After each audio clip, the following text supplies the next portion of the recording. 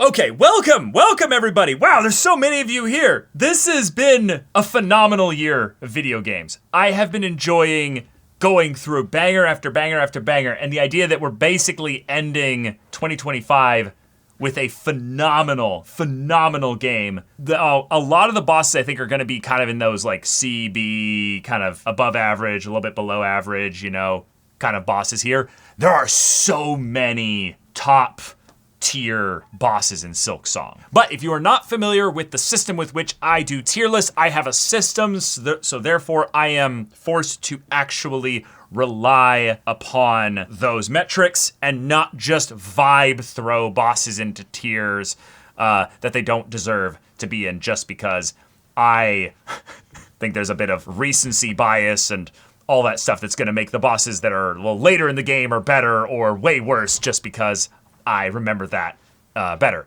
The system is thus as follows. Every boss starts in C tier. I don't care what they are or what have you. Every boss starts there. They have 3 metrics that they are being judged on, and every successful execution of those metrics gives them an additional tier above C tier. If they fail in any of those metrics, by my subjective viewpoint, then that counts as a negative towards that tier. And so if you have a -1 in one category, a +1 in another, and then a +1 in the third one, that ultimately is a B tier boss. We found that this works. The only way a boss can get into a tier above S then, they excel in every single one of the categories and thus gets a special mention by me. Those are the only ones that are allowed to break the tier list. Thus, in order for a boss to be in C tier, they have to stand out in none of the 3 areas, thus getting basically neutral or 0 points for all the categories. If they have a net -1, they go into D, and if they have any more than a net negative, they go into F tier. So let's start this. I have to discuss the metrics here before we even go into this here. The metrics for the rating system here is the boss fun but fair with regards to the gameplay, difficulty, and such. Second metric is the presentation of the boss. This includes the music, the arena, the design of the boss. Yeah, all the visual aesthetics with regards to the boss itself. And then 3 is replayability. The desire I have to go back and fight the boss again with a new build, with a different crest. This is the elements that go into when I inevitably play Silksong again, which bosses am I going to cheerfully go towards versus the ones that I might begrudgingly do for an upgrade, or the ones where I'm just actually going to skip them because I don't have any interest in dealing with that boss again, which in a lot of ways, most of us would acknowledge that Silksong is one of those games that does a really good job of incentivizing you to do certain bosses. And certain other areas, it's more of like, no, this is for the love of the game. You have to be in for the challenge. Otherwise, there's not much incentive from like a power side of things to go for it there. So we'll start with the Moss Mother. I would say Moss Mother is nothing to write home about in the fun but fair side of things. She is fun but fair, but not in any way that makes me like, oh yeah, I'm having so much fun doing this boss. This is just hey, you get to learn how to heal in the air. It's a fine tutorial boss. Music is fine. Presentation is decent. And then replayability is also, in a lot of ways, this is a welcome to Silksong boss. I would say in a lot of ways, the mechanics of the boss are contained in the fun but fair side of things there. I would say the mechanics are just a little bit mid. So I think this is actually, for our starter boss here, I would say they could have cooked a little bit harder, but that's fine. We need people to get to the beginning of the game and actually get out of the underneath part of Bone Bottom. So I would say this is our first boss. It's C tier. No negatives, no positives. Bell Beast. I would say Bell Beast, from a fun but fair side of things, really does a good job of teaching you how to interact. Yes, Ada really teaches you a good part of how to interact with the amount of shit that the bosses are going to be throwing at you. The bells are things that you can actually slap. You can interact with them. I would say this boss is a little bit challenging, but also I would say a little bit of fun with how you can interact with the bells. But the bells do kind of the bells do kind of surprise you in the beginning of the game there. So I would say it kind of averages out to be a neutral for fun but fair. I would say the design of the boss is absolutely cool. Presentation wise, yeah, music is good. Music is good. I would say that it's definitely a step above the Moss Mother if we're using that as our grounds for a neutral there. I think that edges it just barely into a B side of things. And I think this is one of those bosses that you can sneak in a lot more damage once you get more confident with the bells. So the replayability is actually like decently good. But would I give it a full point for that? No, not necessarily, because it's so early in the game. It's more of just something you have to do. So I don't have any positives or negatives to say. It's just, yeah, B for bell. There we go. It's perfect. Lace.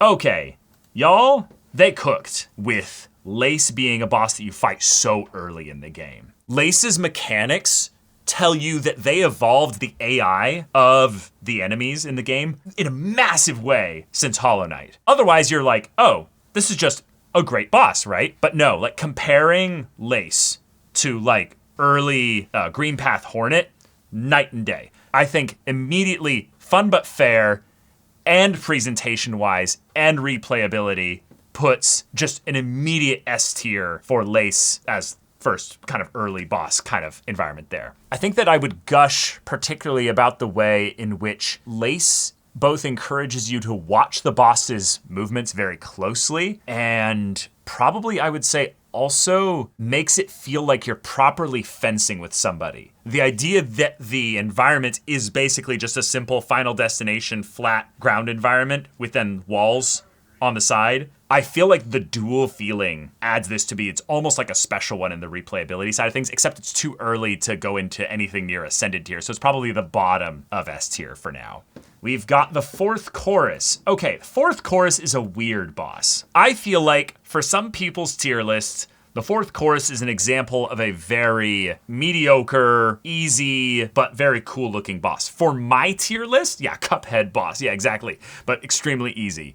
I would say fourth chorus is one of the best looking bosses in the entire game. So it immediately is B tier, no matter what. Obviously it could be potentially negative in some of the others and bring it down to C tier, but I think on gut assessment here, fourth chorus is immediately a B tier because I don't think there's any negatives with regards to this boss. Replayability is definitely there, I would say, for those people that didn't use all the mechanics involved with the ceiling and stuff. But I did use those mechanics, so there's a little bit less there. So I put replayability at a neutral. But I'd say objectively, generally, I would say it is, I would say, a little bit of a positive there, but I don't think it's enough for a point for me. Fun but fair, I think it definitely is fun but fair. I would say it's almost unfair to the boss, and thus it could feel maybe a little bit slow. Like there's not as much, I would say, that you could truly optimize given how early you are in the game. Yeah, I think that this goes into a middle of the pack B tier because of how good the presentation is. All right, next boss is Sister Splinter. I think genuinely, if you pick the wrong crest, this boss is just barely like neutral on fun but fair. I think that Morwing has a couple issues depending on what crest you use. But in that respect, I actually feel like Morwing gets a point for replayability. I think that the presentation side of things is a little bit neutral. I think that the visual design and how gross and the thorns erupting from the ceiling is pretty cool. But I don't think it's enough for a full point here. But I think replayability actually is what brings it up for me to being a B tier boss. Now we will do Morwing. Morwing is a very, very cool boss. Very tough to learn the patterns initially, but I think that with the way that the boss encourages aggressiveness and also encourages you to stay in the air. Also, you kept calling Sister Splinter Morwing. Oh, that's funny. Okay, fine.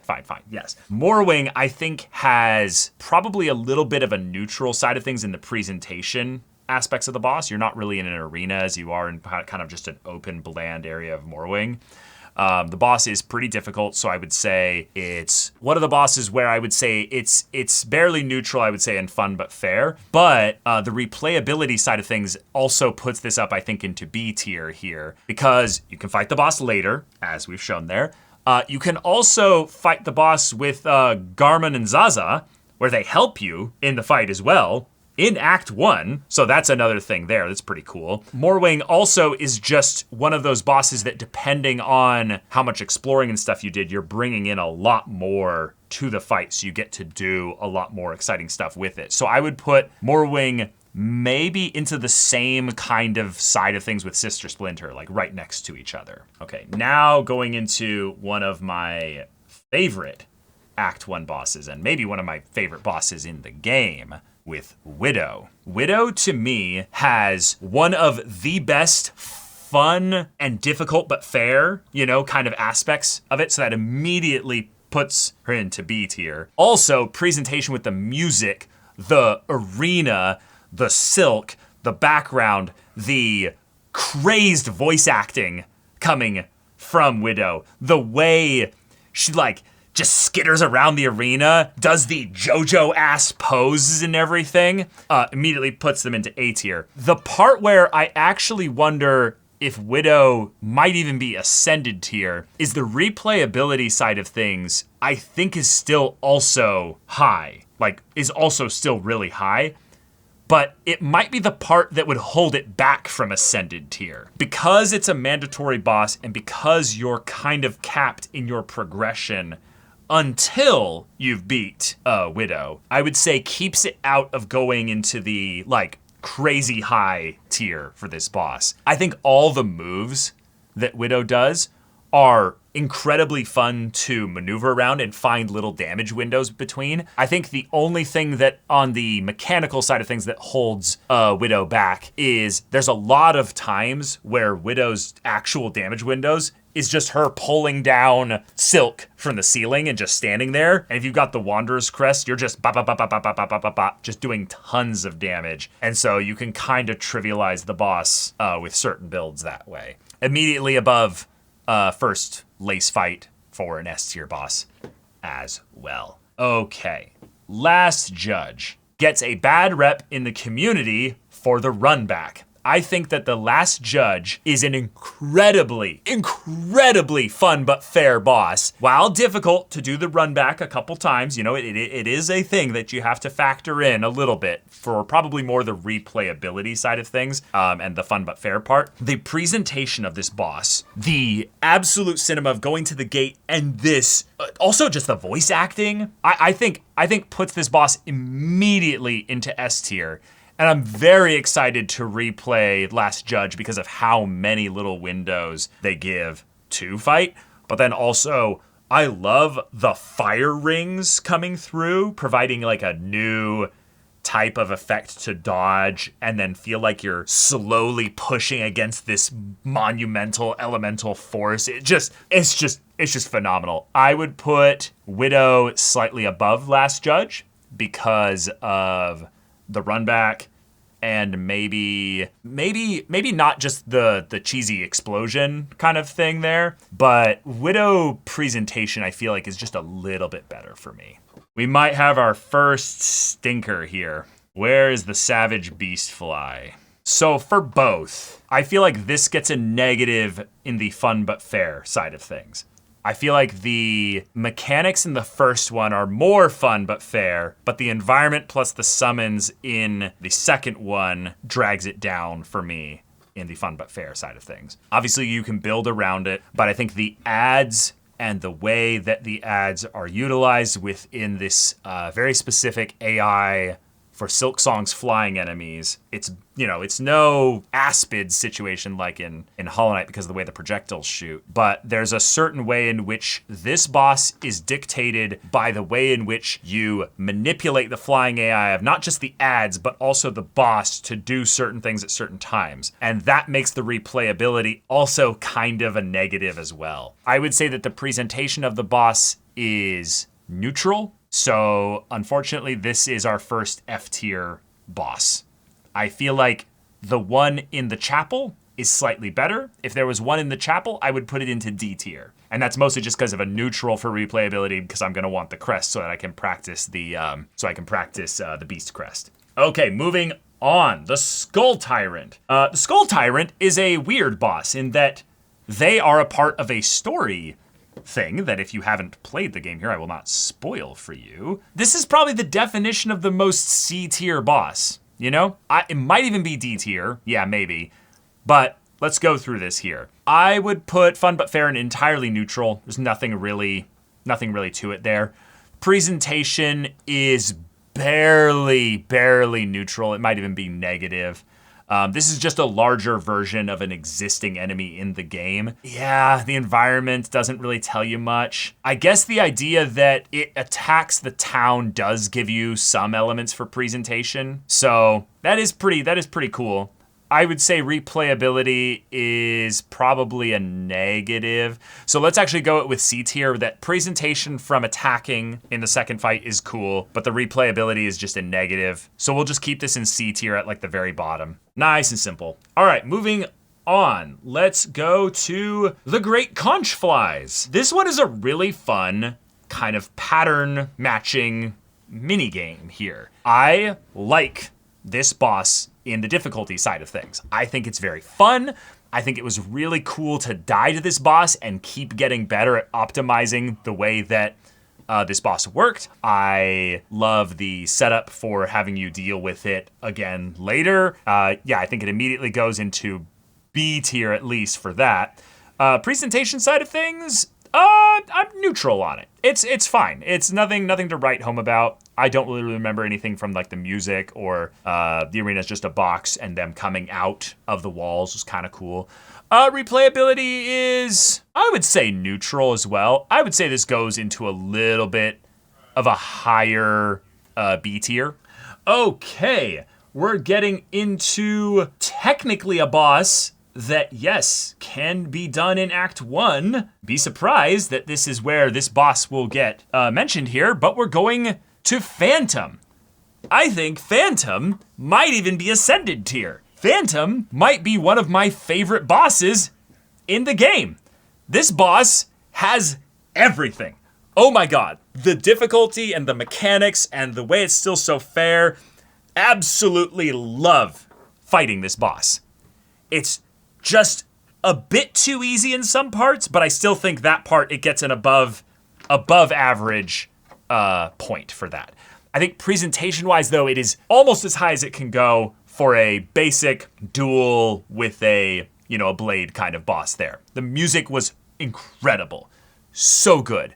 The moves that Phantom did, so enjoyable. The environment that was in the arena and such was also really good. But replayability, this might be the part that puts it definitely into Ascended, is that this is basically the other way into the Citadel. And so this is a very special secret boss for those that want to have a different Silksong experience. Phantom immediately goes into Ascended tier. Deserved. I know this is probably much later than fought some of these other bosses, but Cogwork Dancers are one of the few actually mandatory Act 2 bosses. Everything about this boss also goes straight into Ascended tier as well. I would say that you might argue that it is not as fun in that difficult challenge side of things. It might be a little bit too easy, but I think for where it is, the presentation, the music, the dance that's being done here, this is Mantis Lord's light for me. This is almost the best boss in the game, if not for the fact that it's a little bit too simple. Incredible boss. Moving on to, we're just go straight to Grandmother Silk. Yeah, so Grandmother Silk, I don't think it's that great of a boss. I think Grandmother Silk is just a decent boss. I think it's an above average boss, but I think that Grandmother Silk is primarily a presentation spectacle boss that does a really good job in that territory. I would say that the mechanics are maybe the most aggressively mid part about the boss there. I would say, though, that replayability, though, is just enough to get a full point out of it, because there's so many ways I can think of how to optimize this boss, and the fact that you're going to on a new playthrough or what have you, fight this boss a couple times to get like endings and all kinds of other stuff there. I genuinely think it just pushes it to be our first A tier boss. Let's go to a goat. Trobio! Trobio is immediately winning in the presentation side of things. We don't need to discuss how Trobio is literally on a stage designed to be a callback to some great Hollow Knight bosses. Just the owning of that dance that he does with everything there. Now, I will say, replayability is absolutely there. I feel like the mechanics, not the best though. I feel like some of the RNG and the way that you're manipulating the bosses moving in and out of the arena, I feel like that stuff is a little bit too RNG for me. I feel like it's not enough to push it into S tier. I feel like as you get better at this boss, you will then be prepared for probably, in my opinion, an even weirdly better version of the boss because of basically how Trobio preps you for true Trobio. So I'm gonna put Trobio into the middle of A tier. But yeah, spoiler alert, yeah, Tormented is a better experience by far.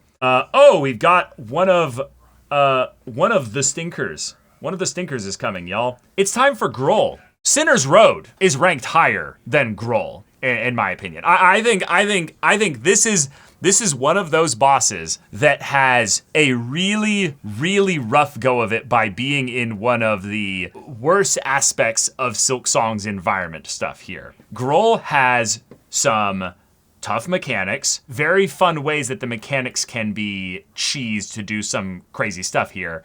But I would say that while there are some really fun strategies of the ways to deal with Groll, it is very much a neutral in the fun but fair category there. I think presentation-wise, the best part about Groll's presentation is the suck. Just look, you know, that stuff is funny. I have a negative, though, in wanting to replay this boss. I do not want to replay this boss, so I think this boss is the most, like, mid C tier kind of boss to me. I am totally fine with the idea that many of you want to replay this boss to try those strategies. I do not, though. The Broodmother, one of the bosses of all time. This was a thing. I have negative replayability with this boss. I think the mechanics are fine. Maybe a little bit good there. The sound effects and all the little goopy shit and everything there. I think it's F tier. I think this is probably one of those bosses that could make an argument for D tier, but no, I think this is another F tier boss. I might put them at the very bottom above Beastfly, because Beastfly has a better version of it, so we can hold it to that, I would say. Okay, let's continue to Chef Lugoli. Why is it that in some of the worst zones, we get also some of the most mediocre bosses? I think this is one of the bosses that has one of the most frustrating things with my ranking system here. I think this boss is such a goofy ass design. Yes, Ass Jim, exactly. Ass Jim for the win. I think this guy flinging his ass at me is one of the funniest things. But when I'm gonna be playing Silksong, you know, at a point later, I have very little interest in trying to beat this guy fairly. I am probably going to cheese the fuck out of this boss. So negative on replayability is neutral in all other categories. It's not so aggressively mid that I would put any negatives in anything but replayability. So I'm gonna put this boss into D tier. D for Dumpy. Four Brothers Cygnus and Gron. Okay, so I think I'm a bit of a hater on the Four Brothers. I don't think they deserve as much hate as I'm going to give them. I think that the arena of this boss doesn't serve them well. For the ads that they spawn and the way that the second brother comes in, I feel like there's a fine line that you ride from cluttering the arena with too much. I think that this is a very cool phase transition and one of the coolest phase transitions in the game, but I think this is probably one of the most mediocre duos. I would almost put them as a negative in the mechanical side of things here. I think that replaying this boss, I have maybe just enough desire to like come in with my better knowledge and beat them again, but to me, that screams C tier. This is like barely out of D tier for me. Like, I think that I would put them right here. Not much to say. All right, moving on. We got the Raging Conch Fly. I like the conch flies. I think the enraged one has a little bit of more spice to it. I think that the dodge dance that this boss encourages you to lean into is good for the placement of where it's at in the game. This is very easy to predict, not in the, beauty that is the Cogwork Dancers, but it's just barely fun but fair for a full point. I think it's got a positive for replayability. And then there's just the presentation again, it's just neutral. I think that this is a middle to bottom of A tier boss. All right, Father of the Flame. Why is this like the coolest design for a boss and one of the most frustrating mechanical bosses in the game? I feel like this boss is so fucking cool in the same way in which like the fourth chorus is cool, but I cannot stand some of the gameplay mechanics for this boss. The replayability side of things, though, is where I don't know if this is a neutral or a negative. Yeah, explain. Yeah. What is the deal with this boss? Who knows? This boss was just a fever-pitched idea at 2 a.m. What if we have like a Dark Souls kind of reference here with like the first flame and this scarecrow thing, and it's like, huh? What? Yeah, definitely I would say why boss, I think this is probably, to me, the bottom of C tier, weirdly enough. So we're gonna leave that boss there and move on to Second Sentinel, a boss I fought much later in the game because I did not finish the Cogheart quest. I think this boss has everything that Phantom has going for them without as much of the presentation side of things. I think the presentation is neutral, but the mechanics and the replayability, extremely good. I think this might be the highest like A tier boss that's only held back by its presentation being a little bit, just middling. Chakra. So a lot of people, I'm sure, have no idea that this was a boss. Chakra, being someone that you get to basically spar with, is just so fucking cool. Is extremely hard to figure out the way to handle her speed. Her speed is ridiculous, absolutely ridiculously fast. But I would say that its consistency is what makes the speed fun but fair. Actually going at least up one for mechanics and the gameplay side of things. Presentation side of things, I feel like it's just barely a positive, mostly because it's Chakra. She's doing her voice acting, she's doing everything with her callouts, her pushanka and all that. But music is pretty memorable. Memorable for this fight. But the replayability, I would say, is not fully there. I think this is more of a neutral for replayability. So it's going to go into like a mid A tier here. The Unraveled. Oh boy, I am a hater for this boss. I'm an absolute hater for this boss. This boss has so many issues. I do not like the mechanics of this boss. The hitbox is absolutely stupid. The fact that the cape comes down at that diagonal as it like moves around and stuff, do not like it. The way that the mechanics interfere with the arena in a negative way, it has ads that are just dragging the fight out, making it longer for no point there. It's a boss that leaves the arena way too often, way too quickly. I do not like that. The presentation of this boss it's fine. It's neutral. It's okay. Replayability is also a negative. I think that this is the top of F tier as far as bosses go. Actually, no. Put it behind Savage Beastfly. I do not like this boss. We are bringing up what might be my favorite boss in the game, First Sinner. I cannot gush enough about the flow state that I entered for this boss. This gameplay brings you just enough, I would say, to that point where you are feeling challenged, but you're not feeling disheartened. I was practically giddily giggling with joy fighting this boss. I think that Team Cherry might have peaked with fun with this boss, if not for one other boss that you all know. You all know what boss I'm talking about. Everything that this boss does mechanically is not like super unique necessarily, but it's absolutely a joy. We'll talk presentation a little bit, but I think replayability is where I actually think this boss is absolutely fucking amazing as well. There is no boss run back for this boss.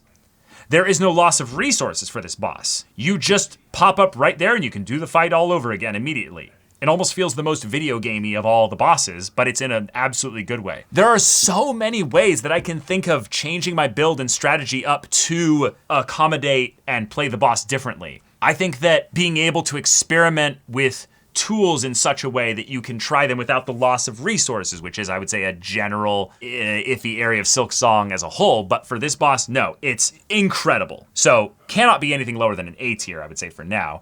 Presentation is good, but I think for me, the joy I felt of fighting a weaver that feels like a true weaver in an environment that brought like attention to the little that was shown there. There was almost a minimalist aspect to this that gives it a positive in presentation. But I think that while the presentation isn't as high of a high as any of these other bosses here, the gameplay and replayability side of things put this into my favorite boss of all time territory for Silksong. Lace 2, the upgrade from what we got from Lace 1, but the AI has been cranked up a little bit harder, a lot faster, and the second phase, just an absolute joy to play. This is a very tough boss, though. This is a very, very tough boss. I think it's still going into S tier, but I don't know if Lace 2 goes into Ascended tier. I definitely think the presentation with the flowers in the arena just works so well. I love the sad music. Replayability is also there. I feel like this is probably, to me, I don't know if it's above Widow, though. It just barely edges out. It just barely edges out above Widow, but does it? No, let's go with my gut. Let's go with my gut. I feel like Widow is better. Yeah. Okay, it's basically tied with Last Judge for me. It's basically there. It's close. It's close. Yeah. Okay, I'll go with my gut. I put her here initially. Okay, Double Moss Mother, negative on replayability. Immediately, probably D tier. Everything about this boss is just neutral, except for the replayability, which is negative. So we're just gonna throw it in D tier. I think Ass Jim gets a little bit more love. Okay, Seth, to me, is the definition of the perfect duel fight. It is not in the highest upper echelon of duel fights, which you'll see I tend to particularly like the duel fights over the like monster fights, basically. Mechanics are very fun. I love messing with Seth's AI to try and bait him into doing moves. The way he counters you and reads your moves just feels really good. Presentation-wise, I do think that it might be neutral for the presentation side of things. Gameplay's really good, though. Oh, man, it might actually be only an A tier. I definitely want to replay this boss. Yeah, the music is really good. Yeah, if I'm giving Lace first fight a point for presentation, I'm definitely giving Seth a point for presentation, which means then I'm not held back by my tier list here. I can go all the way and drop him up here. Nihilith. Nihilith is mandatory, so we're going to do them next. Nihilith, I think, is a failure of a really good idea. I think Nihilith was a boss that could have been great, but a lot of the execution of it just makes it just kind of a slow, boring fight. I would definitely say that there's nothing wholly sinful about Nihilith. I think the fight just doesn't have a lot that excites me. The presentation, is this one of those presentation good, replayability negative bosses? I feel like that's one of that. It's one of those. Yeah, it's a lot like a lot of these bosses here. I feel like Nihilith is extremely pretty, but I do not. Now let's go bottom of C tier. There's barely anything keeping this boss out of D tier for me.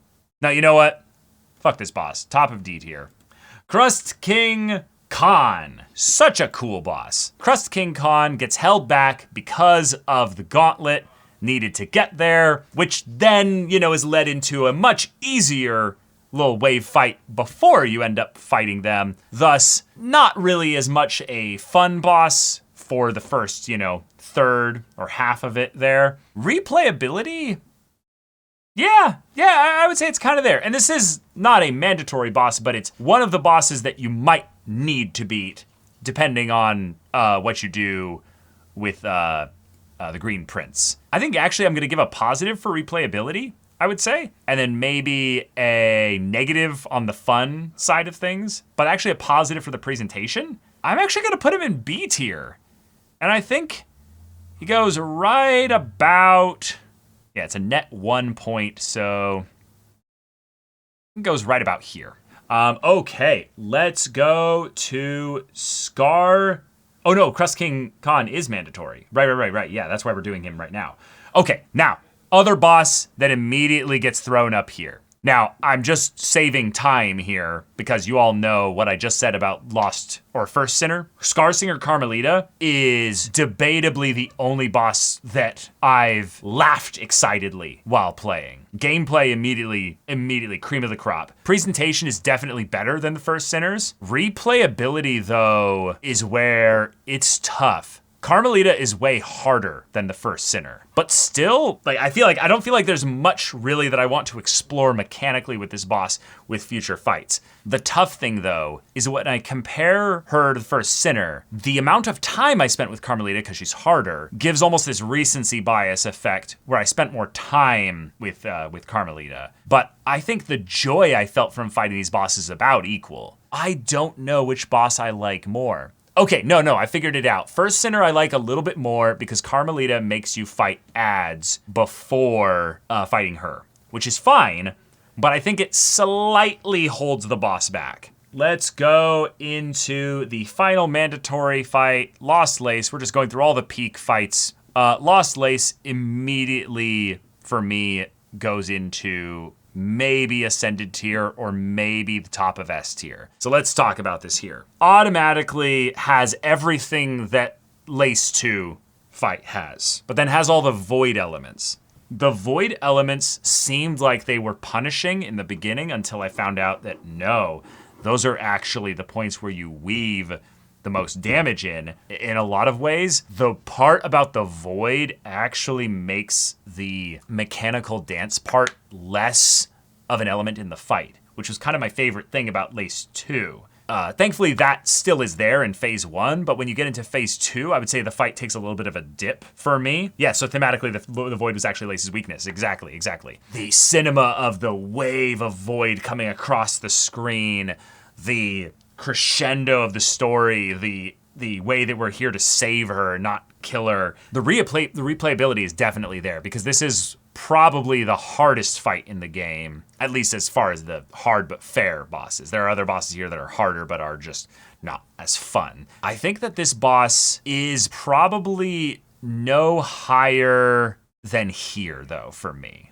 I don't feel like it's the pure, unadulterated cinema that these three bosses were. Yeah, I feel like I understand the community's potential, slight bit of underwhelmed aspect with Lost Lace, but I feel like to me it's more just that there were three other bosses that were just a little bit more perfect.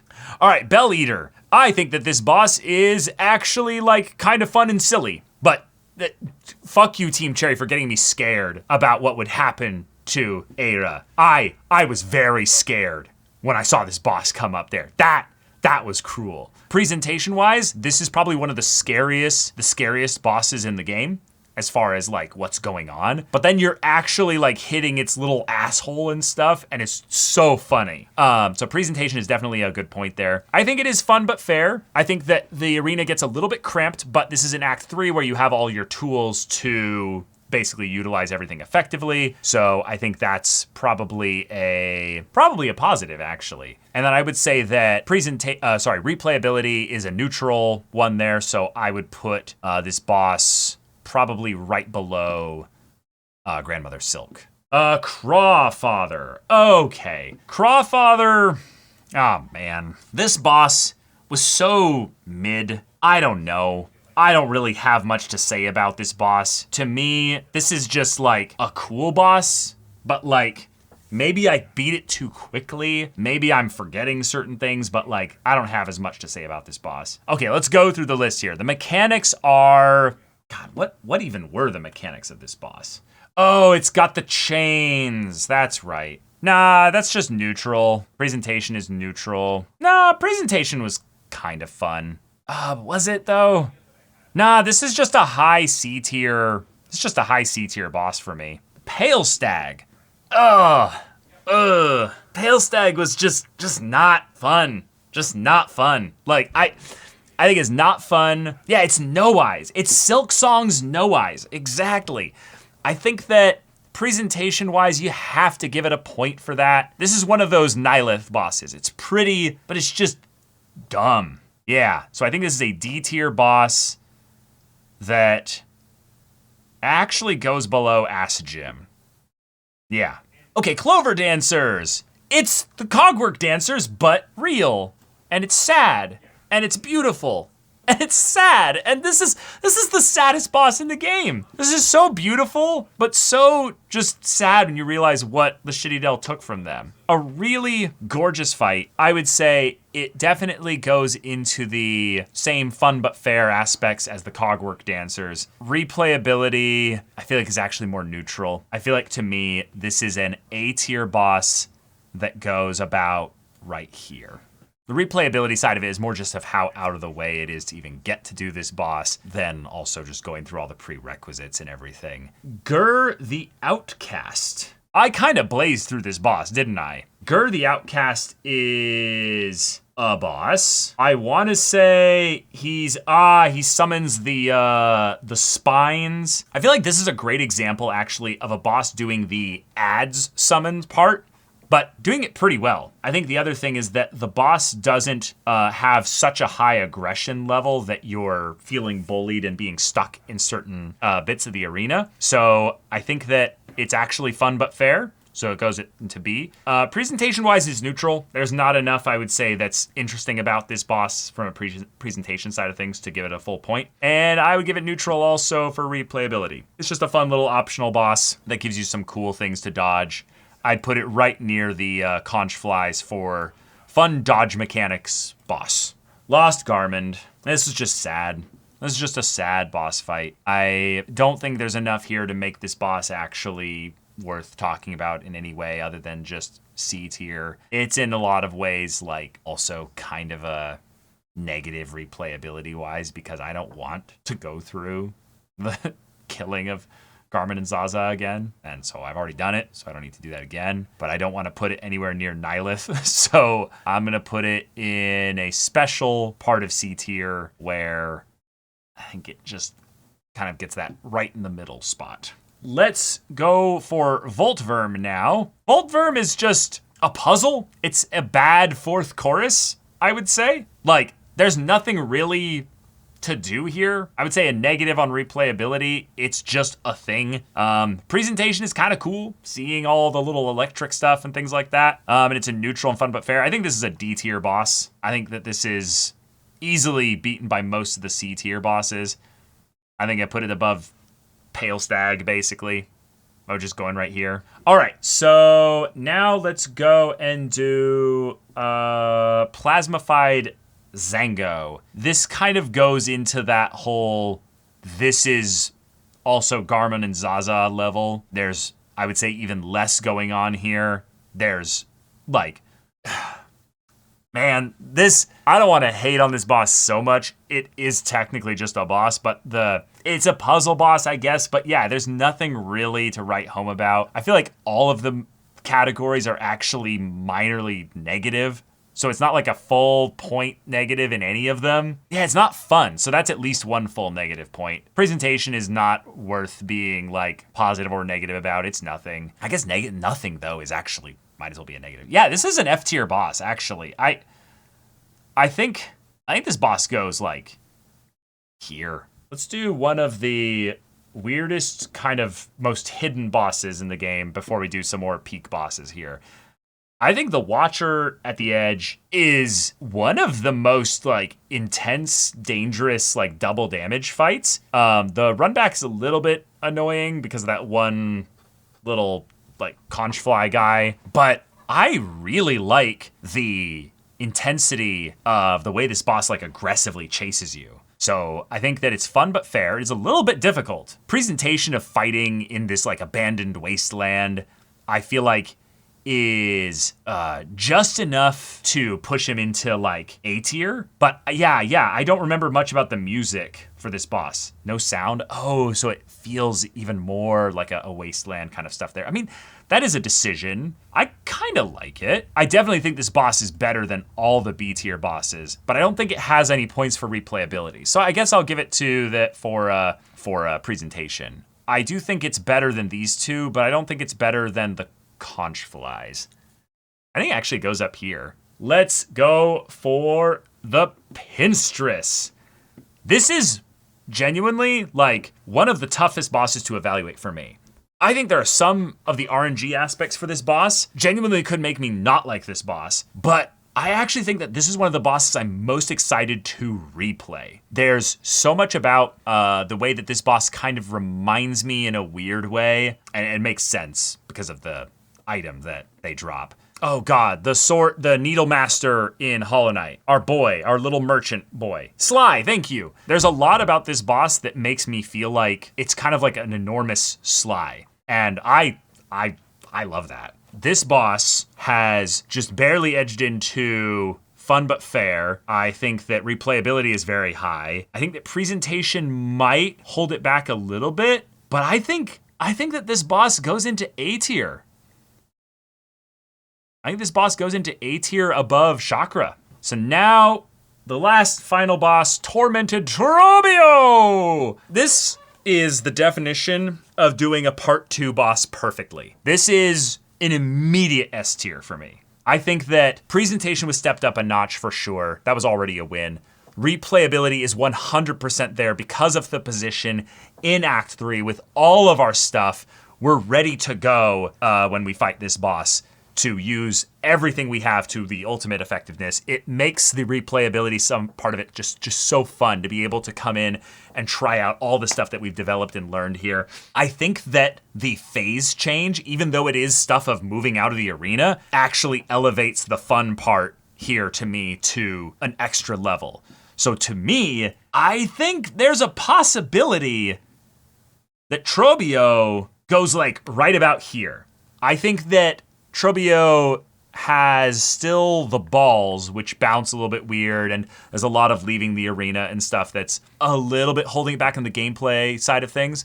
But a phenomenal boss that I didn't expect Trobio coming back, one, but then having Trobio be so enjoyable comparatively to the first Trobio, which is wild. I thought it was just gonna be like, oh, I'm fighting him again. Okay, cool. But yeah, Trobio and Tormented Trobio to me are kind of like my dung defender for this game. I think I might overrate Tormented Trobio a little bit, but the joy I got from fighting Trobio was the same joy as fighting the Pale Defender. Okay, this is my tier list. These are all the bosses in Hollow Knight Silksong. Let me know in the comments what you think of my tier list and what you would have put where. What you think I overrated, what you think I underrated. I would love to know. But yeah, I think that Silksong struggled with bosses the larger the hitbox was. There is a very clear correlation here between dummy thick hitbox and not as much love for me on my tier list.